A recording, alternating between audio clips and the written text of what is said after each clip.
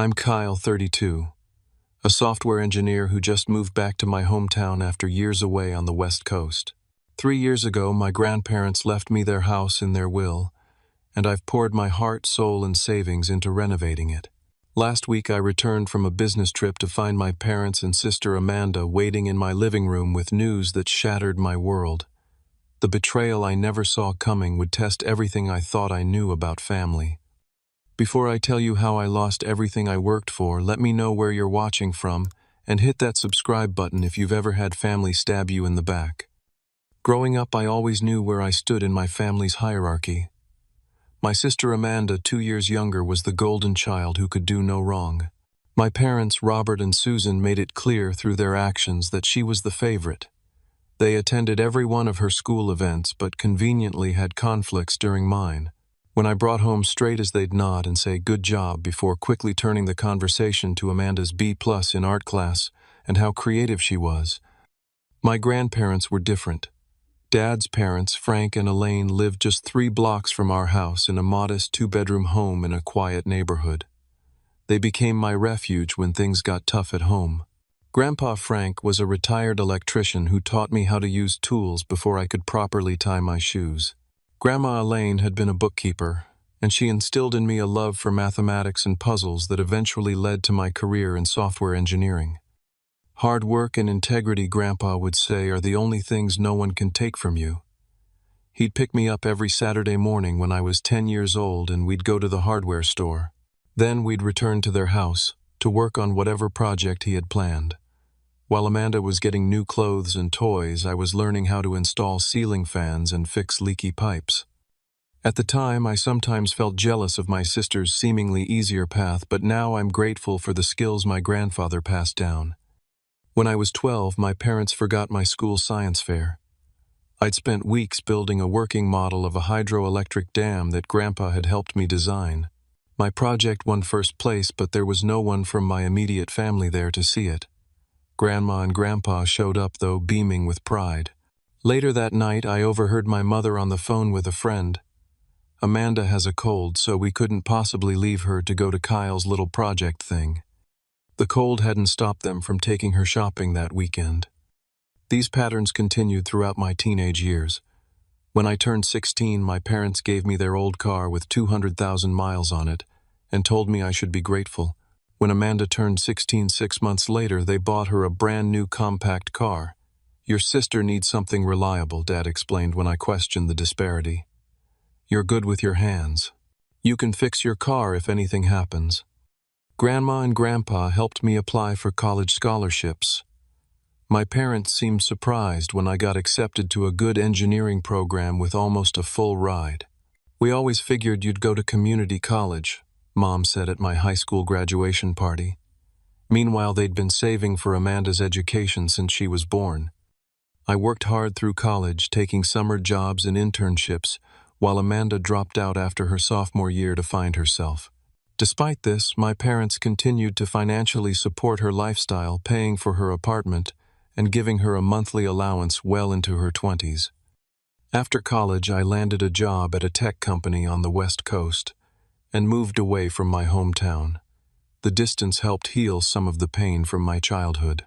I visited my grandparents regularly, flying back at least once every 2 months. During these visits, I would stay with them, largely avoiding my parents and Amanda, except for obligatory holiday gatherings. When I was 29, Grandpa Frank passed away suddenly from a heart attack. Grandma Elaine followed just 6 months later. The doctors called it heart failure, but everyone knew it was heartbreak. They had been married for 54 years.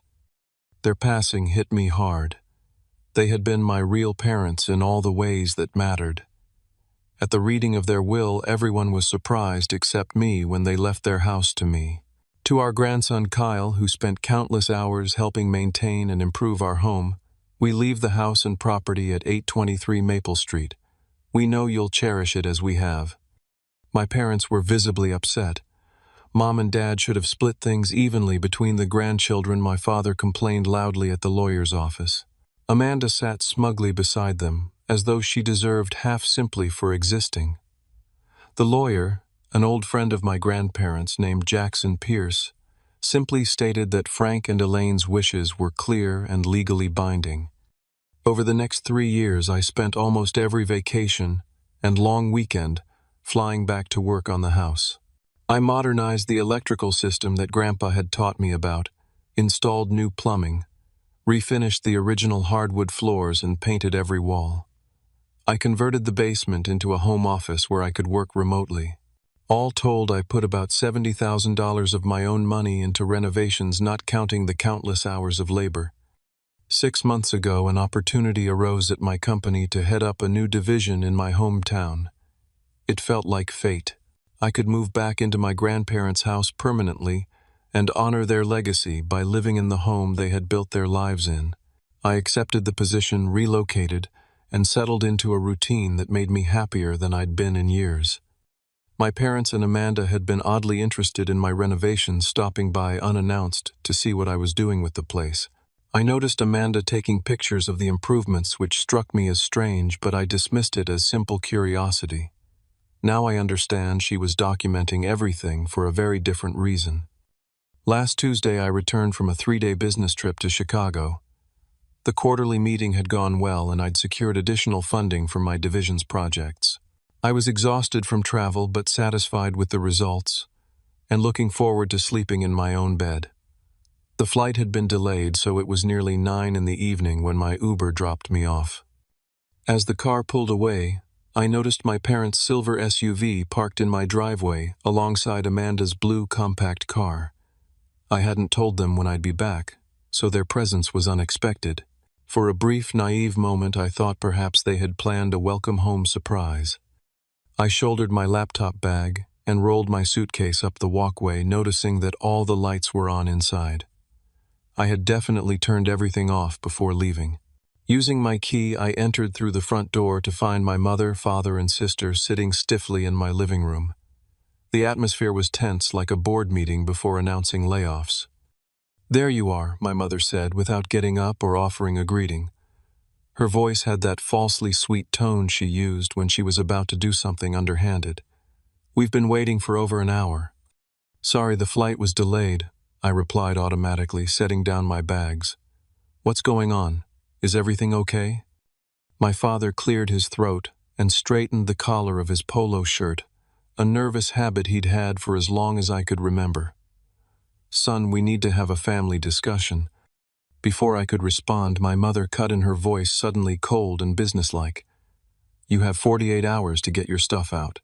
This house belongs to your sister now." I stood there still in my travel clothes, trying to process what I'd just heard.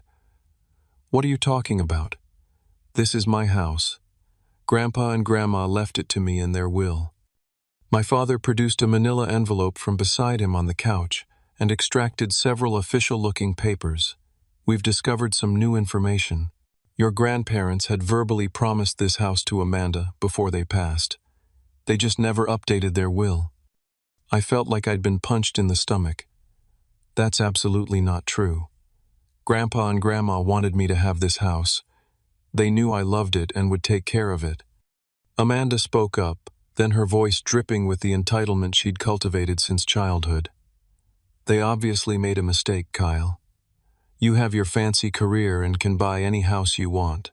I'm starting a family and need the space." It was the first I'd heard of Amanda starting a family, but I didn't have time to process that information because my mother jumped back in. "Your sister is pregnant, Kyle. She and Thomas need a stable home for their baby, and this neighborhood has excellent schools. So buy her a house." I replied, my voice rising despite my efforts to stay calm. "You've given her everything else she's ever wanted." My father stood up, puffing out his chest. "Don't take that tone. We're doing what's best for the family. Amanda needs this house more than you do." "It's my house," I said firmly. "Legally, I have the deed and the will to prove it." My mother waved her hand dismissively. "We found a letter from your grandmother. She clearly stated their intention to give the house to Amanda." "Let me see this letter," I demanded, holding out my hand. My parents exchanged glances. "We don't have it with us," my mother said quickly. "It's being verified by our lawyer." Even in my shocked state, I knew this was a lie. If such a letter existed, they would have brought it. My father handed me a document instead. "This is a quit-claim deed," he explained. "Just sign it and we can make this transition smooth. Amanda and Thomas can move in by the weekend." I glanced at the paper, which would indeed transfer ownership of my house to Amanda if I signed it. The audacity was breathtaking. I looked up to see Amanda walking around my living room pointing at various spots. "The nursery would look great in that small bedroom upstairs," she said to no one in particular. "And we'll need to replace these floors with something more child-friendly." The floors I had spent weeks refinishing by hand using techniques Grandpa had taught me. I wanted to scream. I wanted to throw them all out of my house. I wanted to remind them how they had always favored Amanda, how Grandpa and Grandma had been more parents to me than they ever were, how I had poured my heart and savings into this house while they had done nothing but criticize and interfere. But something inside me went very still and quiet. A lifetime of dealing with their manipulation had taught me that emotional outbursts only gave them ammunition. Instead, I folded the unsigned document and placed it on the coffee table. "I need time to think about this," I said evenly. My silence seemed to unnerve them. They had expected yelling, possibly tears, definitely a fight they could use to paint me as unreasonable. My mother recovered first. "There's nothing to think about," she snapped. 48 hours, Kyle. We'll be back Thursday evening with a moving truck. Either you'll be gone or we'll pack your things for you." They stood to leave, Amanda pausing to take one more photo of my newly renovated kitchen. "The cabinets will have to go," she said loud enough for me to hear. Too dark for my taste. As they walked to the door, my father turned back. "Be reasonable, son. Don't make this harder than it needs to be." Then they were gone, leaving me standing alone in the home my grandparents had entrusted to me, now threatened by the very people who should have respected their wishes. I sank onto the couch, my mind racing. The quiet house that had always brought me comfort now felt vulnerable, as if the walls themselves were under attack. I sat there for a long time, processing the betrayal and deciding how to respond. One thing was certain: I would not be leaving my home in 48 hours or ever. Not like this. Not because of their lies. After about an hour of sitting in stunned silence, my training as an engineer kicked in. When faced with a complex problem, break it down into smaller, manageable parts. Define the parameters. Identify potential solutions. I needed information and allies. I called my law school friend Brian at 9:45, hoping he'd still be awake. Brian Hoffman and I had been roommates in college before he went on to law school while I pursued engineering. We'd stayed close over the years, meeting up whenever I visited town. "Kyle," he answered, sounding surprised. "Everything okay? It's kind of late." "I need legal advice," I said, then proceeded to explain the situation in detail. Brian's response was immediate and reassuring. "First off, don't sign anything. Not one damn thing. Second, they can't just take your house because they say so. That's not how property law works." "They mentioned some letter from my grandmother," I said. "Even if such a letter exists, which I doubt, it wouldn't override a properly executed will," Brian explained. "Verbal promises about real estate aren't legally binding in most states, including ours. That's why we have the statute of frauds." He promised to come over first thing in the morning to review my documentation and develop a strategy. In the meantime, gather every piece of paper related to the house: the will, the deed, tax records, renovation, receipts, utility bills, everything. After hanging up, I pulled out my laptop and began researching property laws in our state. Brian was right. Verbal promises regarding real estate weren't legally enforceable. Furthermore, any challenge to the will would have had to be filed within 6 months of probate, which had long passed. I spent the night organizing documents and creating a timeline of events since my grandparents' passing. By morning, I had 2 folders ready, one with legal documents establishing my ownership and another with evidence of my renovations and continuous residence. Brian arrived at 8:30 sharp, dressed in a suit despite it being Saturday. He reviewed my documentation with the critical eye of a seasoned attorney. "This is all in order," he confirmed. "Your grandparents' will was properly executed, witnessed, and notarized. The property was legally transferred to you. You've been paying the property taxes. There's no legitimate claim they could make." "So what are they trying to pull?" I asked. "My guess. They're hoping to intimidate you into giving up the house," Brian said. "Family pressure can be powerful, and they know which buttons to push." We decided our next step should be to contact Jackson Pierce, my grandparents' attorney who had handled the will. His office was closed for the weekend, but Brian knew him personally and managed to get his cell number. Jackson agreed to meet us for coffee that afternoon. The elderly attorney remembered me immediately, his weathered face breaking into a smile as we shook hands. "Kyle, good to see you. Though I wish it were under better circumstances," he said after Brian explained why we needed to meet urgently. "Mr. Pierce, my parents claim my grandparents intended to leave the house to my sister. Is there any truth to that?" I asked directly. Jackson's bushy eyebrows shot up. "Absolutely not. Your grandparents were very clear about their wishes. They specifically told me they wanted you to have the house because of the special bond you shared and the interest you showed in maintaining it." He leaned forward, lowering his voice.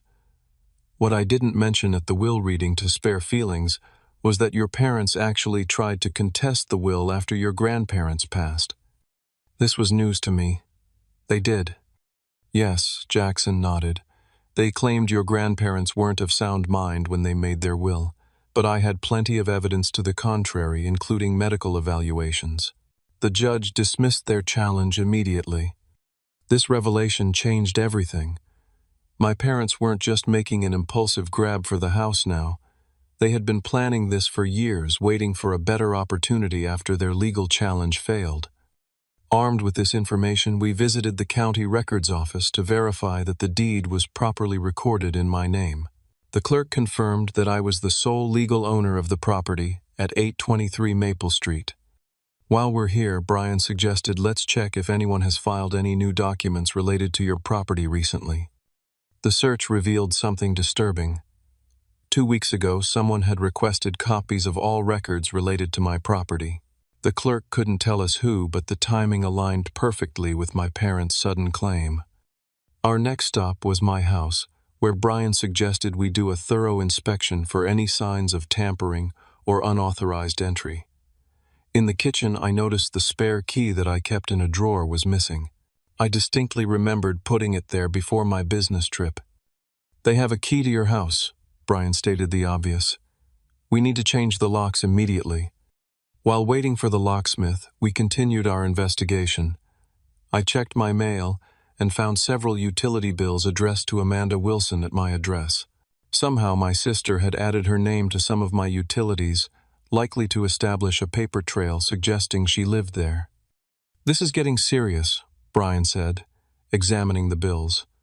"They're creating false evidence of Amanda's connection to the property." The locksmith arrived and changed all the exterior locks. As he worked, I called my company's IT department and arranged for the installation of a security system with cameras covering all entrances. Being a senior manager had its perks, and they agreed to expedite the installation for that afternoon. While we waited, Brian and I discussed possible motivations. Why now, I wondered aloud. They've had 3 years to try this. "Your renovations," Brian suggested. "You've substantially increased the property value, and if Amanda really is pregnant, they might see it as a perfect emotional leverage point." I pulled up the county tax assessor's website on my laptop. The most recent valuation of my property was nearly double what it had been when my grandparents passed away, thanks to my improvements and the rising market. They don't want this house for Amanda to raise a family, I realized. They want to sell it. Further digging into family history provided another piece of the puzzle. My mother had always been jealous of the close relationship I had with her in-laws. There had been tension between them for years, with my grandparents occasionally criticizing my parents' favoritism toward Amanda. I also discovered through old bank statements I found in Grandpa's desk in the basement that my parents had borrowed $30,000 from my grandparents 15 years ago. The loan had never been repaid. Perhaps they viewed taking the house as compensation they were owed. By evening, my house was secured with new locks and a state-of-the-art security system.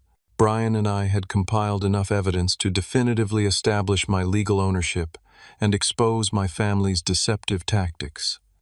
"You're in a strong position legally," Brian assured me, "but be prepared for emotional warfare. They'll try to paint you as the villain, especially to extended family." As if on cue, my phone rang. It was my cousin Patrick, my father's brother's son. "Kyle, what's going on? Your mom just called my mom saying you're trying to make Amanda and her baby homeless. That doesn't sound like you." The disinformation campaign had begun. After explaining the truth to Patrick, who was sympathetic and promised to set the record straight with other relatives, I called my friend Michael. Unlike Brian, who was providing legal guidance, Michael had known me since childhood and understood the family dynamics at play. "They're really trying to steal your house?" Michael asked incredulously after I filled him in. "That's low even for your parents." "I need someone to talk this through with," I admitted. "Someone who gets the emotional side of all this." We met at a 24-hour diner, the kind with sticky laminate tables and bottomless coffee. For the next 3 hours, I poured out my frustrations, fears, and the lifetime of slights that had culminated in this ultimate betrayal. "I always knew they favored Amanda," I said, stirring my 4th cup of coffee. "But I never thought they'd go this far." Michael listened without interruption, then offered his perspective. "This isn't really about the house, Kyle. It's about control. You've built a successful life independent of them. The house is a symbol of that independence, and they want to take it away." His insight resonated. My parents had always expected me to fail without their support, proving their favoritism was justified. Instead, I had thrived largely thanks to my grandparents' influence. "So what's your game plan?" Michael asked. "I'm not giving up the house," I stated firmly. "But I need to be smart about how I handle this. They expect me to explode, to act irrationally, giving them ammunition to paint me as unstable or unreasonable." "The gray rock method," Michael suggested. "Be as responsive as a gray rock. Don't give them any emotion to feed on." The next morning, armed with legal knowledge and emotional clarity, I met with Brian to develop a comprehensive strategy. We set up shop at my dining room table, spreading out documents and laptops. "First, we need to document everything Brian said. Every interaction, every threat, every attempt to access the property." I showed him the security camera app on my phone, which provided live feeds of all entrances to my house and saved footage to cloud storage, already on it. "Good. Next, we need to prepare for their return tomorrow evening. I'll be here as a witness, but we should have backup." We decided to invite Michael and his wife Stephanie to be present as additional witnesses. Brian would bring a paralegal from his firm to document the encounter. "Now let's prepare for various scenarios," Brian continued. "If they bring a moving truck as threatened, we'll need to be clear about trespassing laws. If they try to force entry, we'll call the police immediately." We drafted a formal cease and desist letter outlining the legal facts of my ownership and warning against further harassment or attempts to gain unauthorized access to the property. Brian would deliver it personally if they showed up as promised. Next, we tackled the family disinformation campaign. I wrote a clear, factual email to send to extended family members, explaining the situation without emotional language and attaching copies of relevant legal documents proving my ownership. "What about Amanda?" I asked. "She's being manipulated too, in a way." Brian considered this. "You could try reaching out to her separately, but be careful. Any communication could be twisted or used against you." I decided to text Thomas, Amanda's husband, instead. We weren't close, but he had always seemed level-headed. "Can we talk privately? It's about the house situation." To my surprise, he responded almost immediately, suggesting we meet for lunch. Brian advised me to go but record the conversation legal in our state with one-party consent and not make any promises or admissions. Thomas looked uncomfortable as we sat in a quiet corner of a local sandwich shop. "I want you to know," he began, "that I didn't know anything about this plan until yesterday. Amanda told me your parents discovered some letter proving the house was meant for her." "No such letter exists," I said calmly. "My grandparents left the house to me in their legally executed will. My parents already tried to contest it once and failed." Thomas looked shocked. "Amanda didn't mention that part. She said you were being selfish and refusing to help family." "I've helped Amanda plenty over the years," I replied. "But this house means everything to me. It's not just property, it's my connection to my grandparents." As our conversation continued, Thomas revealed more disturbing information. My parents had promised to help them with a down payment on a house months ago, then suddenly withdrawn the offer, telling them they could have my house instead. "They've been planning this for weeks," Thomas admitted. "Amanda's been picking out furniture, planning renovations. Your mom even gave her color swatches for the nursery." "And you were okay with taking my house?" I asked. Thomas had the decency to look ashamed. "I questioned it, but Amanda and your parents insisted it was what your grandparents would have wanted, that you were only named in the will because of some clerical error." By the end of our lunch, Thomas was clearly having doubts about the entire scheme. "I need to talk to Amanda," he said. "This doesn't feel right." Back at my house, Brian was impressed with the information I'd gathered. Thomas could be a valuable ally, he noted. Or at least he might convince Amanda to back down. We spent the rest of the day finalizing our preparations. I moved some boxes to the front porch to create the illusion I might be complying with their demands, a suggestion from Michael to give my parents a false sense of security. That evening, my parents called to check on my progress. "I'm handling things," I said vaguely, following our strategy of providing minimal information. "Good," my mother replied, sounding smug.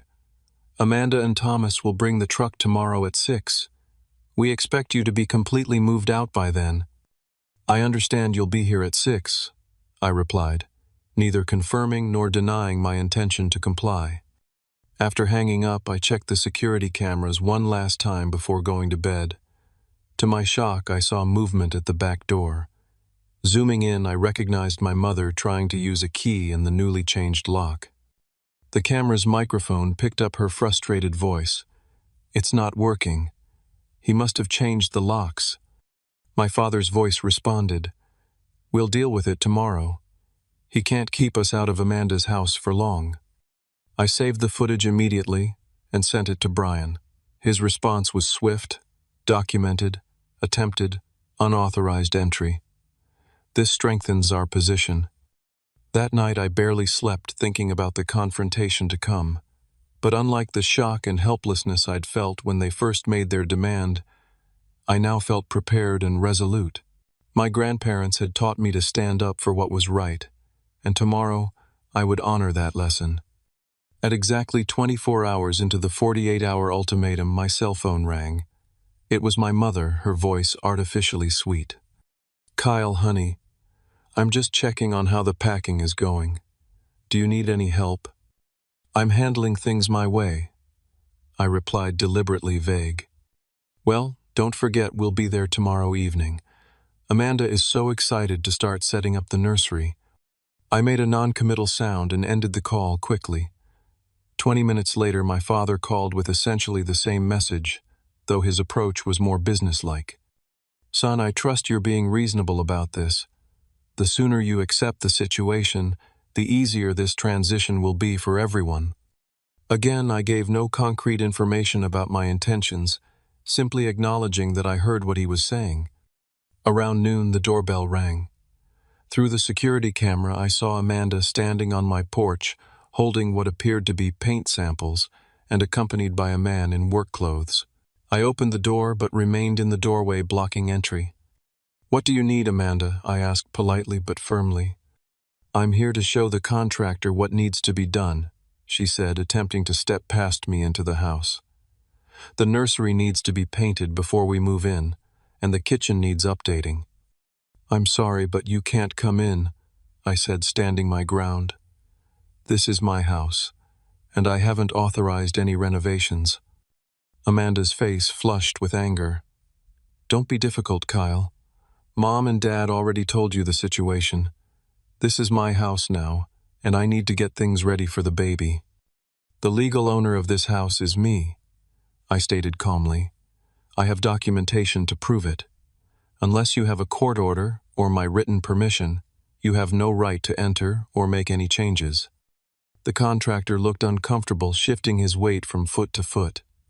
Maybe I should come back another time, he suggested. There won't be another time, I informed him.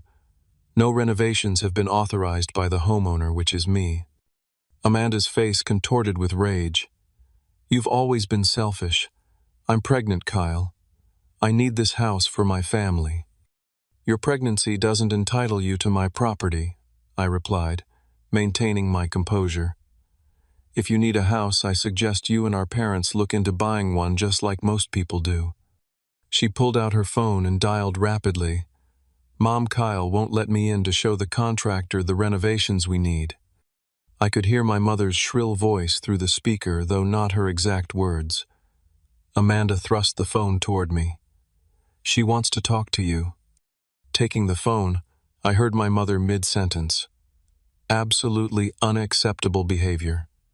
Let your sister in right now. No, I said simply. Amanda does not have permission to enter my house or make any changes to it. We'll call the police, she threatened. Feel free, I replied calmly. When they arrive, I'll show them my deed will and property tax receipts proving my ownership. What documentation will you show them? There was a pause then. This is your final warning, Kyle. Don't make this ugly. You're the ones attempting to take property that legally belongs to me, I pointed out. I'd say that's already ugly.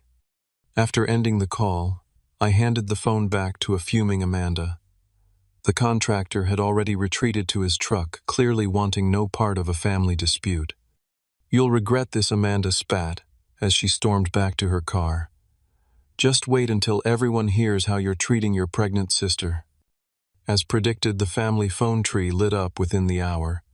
Aunts, uncles, and cousins called with varying degrees of concern and accusation. To each, I calmly explained the legal reality and offered to email documentation proving my ownership. Some were supportive after hearing my side, while others remained firmly in my parents' camp, regardless of facts. The most surprising call came from my father's brother, Uncle Steve. Your dad told me you're refusing to honor your grandparents' wishes, he began. Actually, I'm doing exactly what Grandpa and Grandma wanted, I explained. They left me the house in their will because we spent years working on it together. Dad and Mom tried to contest the will right after they died, but lost because there was no legal basis for their claim. What Uncle Steve sounded genuinely shocked. Jim never mentioned contesting the will. He told everyone, you had agreed to let Amanda have the house but suddenly changed your mind. That's completely false, I assured him. I've invested thousands of dollars and countless hours renovating this house. It's my home, and I have no intention of giving it away. Uncle Steve promised to speak with my father and get to the bottom of things. I love my brother, but he's never been good at admitting when he's wrong, he sighed. Late that afternoon, I received a text from Thomas. We need to talk. Can I come by? After consulting with Brian, I agreed to meet Thomas, but insisted we talk on the front porch rather than inside the house. When he arrived, he looked stressed and conflicted. Amanda's furious about earlier, he began. She's been crying all afternoon saying you're trying to hurt the baby by denying us the house. That's emotional manipulation, I pointed out. My keeping my own property has nothing to do with your baby's well-being. Thomas nodded slowly. I know. And after our talk yesterday, I did some research. You're right about the legal stuff. The house is yours fair and square. Have you discussed this with Amanda? I asked. I tried, he said, looking down at his hands. She won't listen. She says her parents promised her the house, and she believes them completely. But something doesn't add up. They've been acting strange for weeks, ever since they found out about the pregnancy. What do you mean strange? I prompted. Secretive. Having whispered conversations that stop when I enter the room. Your mom took Amanda shopping for furniture for this house 2 weeks ago, before they even confronted you. This confirmed my suspicion that this had been a coordinated plan, not a spontaneous decision based on Amanda's pregnancy. There's something else, Thomas added hesitantly. I overheard your parents discussing selling the house once it was in Amanda's name. They mentioned using the money to pay off some debt and giving us a portion for a down payment on a different house. The pieces were falling into place. My parents never intended for Amanda to live in the house. They wanted to sell it and use the proceeds themselves, offering Amanda and Thomas just enough to keep them complicit in the scheme. You should know, I told Thomas, that I'm not moving out tomorrow or ever. I have legal representation and documentation of my ownership. If they show up with a moving truck, they'll be met with a formal cease and desist letter and witnesses. Thomas looked relieved rather than upset. Honestly, I've been uncomfortable with this whole thing from the start. It never felt right to take your house. As he was leaving, he turned back. I'll try to talk sense into Amanda again, but she's completely under your parents' influence right now. If they do something crazy tomorrow, remember, she's pregnant. Please don't do anything that might cause her stress. I have no intention of creating drama, I assured him. I just want to protect what's legally mine. After Thomas left, I checked the security cameras again and noticed a car slowly driving by the house. Zooming in, I recognized my parents' silver SUV. They were surveilling the property, perhaps looking for signs that I was indeed packing up as ordered. I called Brian to update him on the latest developments. They're escalating, he agreed. The drive-by, the attempted contractor visit, the family pressure campaign. All classic intimidation tactics. Will they really try to force their way in tomorrow? I wondered aloud. Be prepared for anything, Brian advised. But with the documentation we have and the witnesses we've arranged, they'd be foolish to try anything beyond bluffing and emotional manipulation. That night around 9:30, my security system alerted me to movement at the back door. Checking the camera feed, I saw my father attempting to use a key in the lock, just as my mother had the night before. When it didn't work, he tried the windows, checking if any were unlocked. I saved this footage as well, adding it to our growing file of evidence. It was clear now that my parents had no intention of respecting my legal rights. They were willing to enter my home without permission, potentially even breaking in, if necessary. As I watched my father retreat to his car where my mother waited, I felt a strange calm. Tomorrow would bring the final confrontation, but thanks to the careful preparation and the truth being on my side, I was ready. The 48-hour deadline arrived. I spent the morning reviewing our strategy with Brian and ensuring all our documentation was in order. Michael and Stephanie arrived around 5, bringing sandwiches and moral support. Brian's paralegal Jessica set up her laptop on the dining room table, ready to transcribe everything that would transpire. At 5:55, the security cameras showed a rental moving truck pulling into my driveway, followed by my parents' SUV and Amanda's car. Thomas was driving the truck, looking distinctly uncomfortable. Here we go, I said to the room. Everyone remember the plan. Stay calm, stick to facts, record everything. We positioned ourselves strategically. Brian and I would meet them at the door. Michael and Stephanie would remain in the living room as witnesses, while Jessica would stay out of sight in the dining room documenting everything. The doorbell rang at exactly 6 o'clock. I took a deep breath and opened the door with Brian at my side. My mother's smug expression faltered slightly when she saw Brian in his professional suit. My father looked irritated while Amanda stood slightly behind them, one hand protectively over her stomach. Thomas remained by the truck, not approaching the house.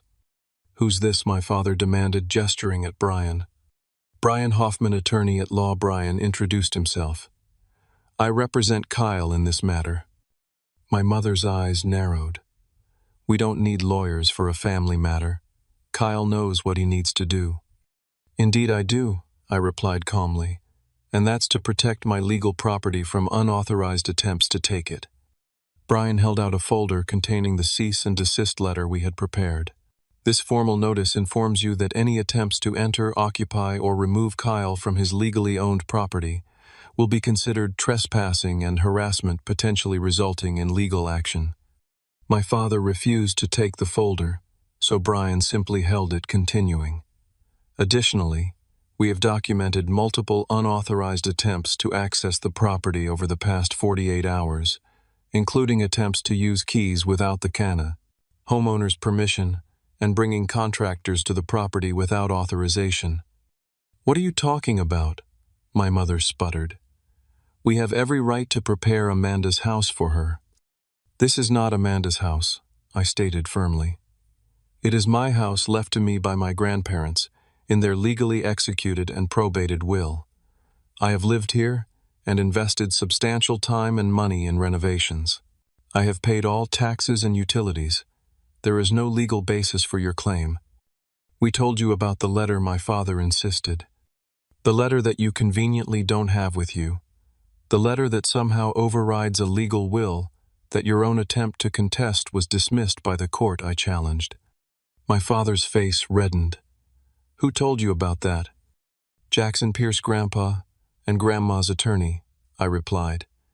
He remembered quite clearly how you tried to claim they weren't of sound mind when they made their will. The judge disagreed. Amanda stepped forward, her face a mixture of confusion and anger. What are they talking about, Dad? You said there was no question about the house being meant for me. My father waved his hand dismissively. Kyle's trying to confuse the issue. The point is, you need this house for your family, and he's being selfish. Actually, Thomas called from near the truck, finally approaching the porch. We need to talk about this, Amanda. I've been doing some research, and Kyle's right about the legal ownership. Thomas, Amanda hissed. We discussed this. Mom and Dad are handling it. Thomas shook his head. They're handling it by trying to take something that doesn't belong to us. That's not right, especially not for our child. Is that the example we want to set? My mother's strategy shifted instantly. Her expression softened, and her voice took on a wounded tone. Kyle, sweetie, I know you loved your grandparents. We all did. But family has to look out for each other. Amanda is having a baby, your niece or nephew. Don't you want them to have a good home? I absolutely want that, I agreed, and I would have been happy to help Amanda and Thomas find a home if anyone had asked. Instead, you tried to take mine through lies and manipulation. We did no such thing, my mother exclaimed, clutching her chest dramatically. You're breaking my heart with these accusations.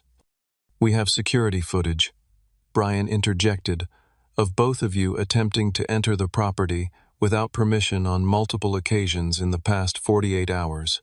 We also have documentation of Amanda's name being fraudulently added to utility accounts to create a false impression of residency. Amanda's eyes widened. Mom, is that true? My mother avoided the question. Everything we've done has been for you, Amanda, to secure your future. My father, seeing the situation deteriorating, attempted to reassert control.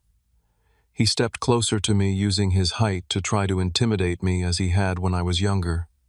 Listen here, boy. You've always been difficult. Always thinking you're better than everyone with your fancy job and education.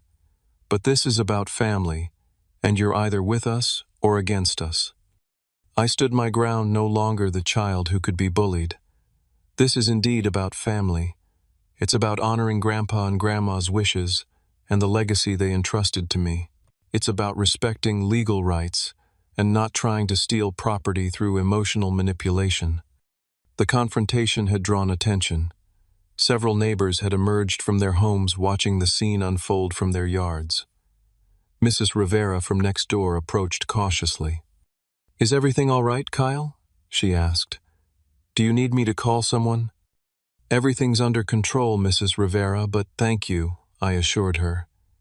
My family was just leaving. My mother, always concerned with appearances, forced a smile for the neighbors. Just a little family disagreement, nothing to worry about. Thomas approached Amanda and spoke quietly but firmly. We should go. This isn't right, and you know it. Amanda looked torn, glancing between her husband and her parents. But Mom and Dad said, They said what they needed to say to get what they wanted, Thomas replied. But it's not true, and deep down I think you know that. My father made one last attempt. If you don't sign over this house, Kyle, you're no longer part of this family. Is that what you want? The threat that might have devastated me years ago now rang hollow. You're asking me to choose between honoring my grandparents' wishes and submitting to your manipulation. That's not a difficult choice. At that moment, another car pulled into the driveway. Uncle Steve stepped out, approaching the gathering on the porch. "Jim, Susan, what the hell is going on here?" he demanded. "I've been hearing some disturbing things." My father looked startled. "Steve, what are you doing here?" "Making sure my brother isn't making a terrible mistake," Uncle Steve replied. "Kyle told me about your failed attempt to contest the will. Why would you try to take his house now?" The arrival of my uncle shifted the dynamic completely. My father, caught in his deception by his own brother, began to backpedal. "We were just trying to help Amanda," he muttered. By stealing Kyle's house, Uncle Steve shook his head in disappointment. "That's not helping. That's theft." Thomas gently took Amanda's arm. "Let's go home and talk about this privately," he suggested. She nodded, finally seeing the situation clearly. My mother, realizing their plan had completely unraveled, attempted one final manipulation. "Kyle, if you ever loved your sister, you'll reconsider." "I do love Amanda," I replied sincerely, "and I want her to have a wonderful life with Thomas and their baby, but that doesn't require me to give up my home." The moving truck drivers, who had been watching the scene unfold with obvious discomfort, approached Thomas. "So we're not moving anything today?" "No," Thomas confirmed. "There's been a misunderstanding. I apologize for wasting your time." As the moving truck pulled away, my parents found themselves isolated, their scheme exposed not just to me but to Amanda, Thomas, Uncle Steve, and the watching neighbors. "This isn't over," my father muttered as they retreated to their car. "Actually, it is," Brian called after them. "Any further attempts to access this property without permission will result in immediate legal action. That's not a threat, it's a promise." As their car drove away, Amanda lingered for a moment. "Kyle, I didn't know about them contesting the will or trying to enter your house without permission. I believed them when they said Grandma and Grandpa wanted me to have the house. I know," I said, softening my tone. "They've been playing favorites for so long it probably seemed natural to you." "We'll find our own place," Thomas assured me, his arm around Amanda's shoulders. "The right way." After they left, Uncle Steve stayed behind to apologize. "Your father has always had a problem with entitlement," he sighed. "I should have seen this coming." The confrontation was over, and my home remained mine. But as I thanked everyone for their support and closed the door, I knew the family relationships would never be the same. In the weeks following the confrontation, I experienced a complex mixture of emotions: relief that my home was secure, vindication that the truth had prevailed, but also a profound sense of loss for the family relationships that had been irreparably damaged. On Brian's advice, I took several legal precautions. We filed a restraining order against my parents, prohibiting them from coming within 100 feet of my property. I sent formal trespassing warnings and changed my emergency contacts at work and on medical forms. The house that had been my sanctuary now felt different. Each room carried memories not just of my grandparents, but also of the betrayal that had occurred within its walls. To reclaim my space, I accelerated my renovation plans, repainting rooms and rearranging furniture to create new positive associations. 3 weeks after the confrontation, Amanda texted asking if we could talk. We met at a neutral location, a coffee shop downtown. She looked different, somehow less entitled and more thoughtful. "I wanted to apologize," she began. "I should have questioned Mom and Dad's story instead of just believing everything they told me. They've been conditioning you to expect preferential treatment your entire life," I pointed out, not unkindly. "It probably seemed perfectly reasonable that Grandpa and Grandma would leave you the house, despite their close relationship with me." Amanda nodded slowly. "Thomas helped me see how manipulative they've been, not just with this, but with everything. They've been telling me what to think and how to feel my whole life, and I just went along with it. She explained that she and Thomas had found a starter home in a nice neighborhood, one they could afford with their combined incomes. Mom and Dad offered to help with the down payment, but we declined. We need to do this on our own. This surprised me. Amanda had never refused financial help from our parents before. That's a big step, I acknowledged. I'm proud of you. Thomas and I have been talking a lot about what kind of parents we want to be. She continued, resting a hand on her slightly rounded stomach. We don't want our child to experience the favoritism and manipulation that shaped our childhoods. We want to be better than that. I found myself cautiously optimistic about building a new, healthier relationship with my sister. We agreed to take things slowly, establishing clear boundaries while working toward understanding and forgiveness. My relationship with my parents was a different story. They had made no attempt to apologize or acknowledge their wrongdoing. Through family grapevine, I heard they were telling relatives I had overreacted and misunderstood their intentions. Some believed them, but many now saw through the facade, especially after Uncle Steve shared what he had witnessed. Surprisingly, it was Thomas who became an unexpected ally and friend.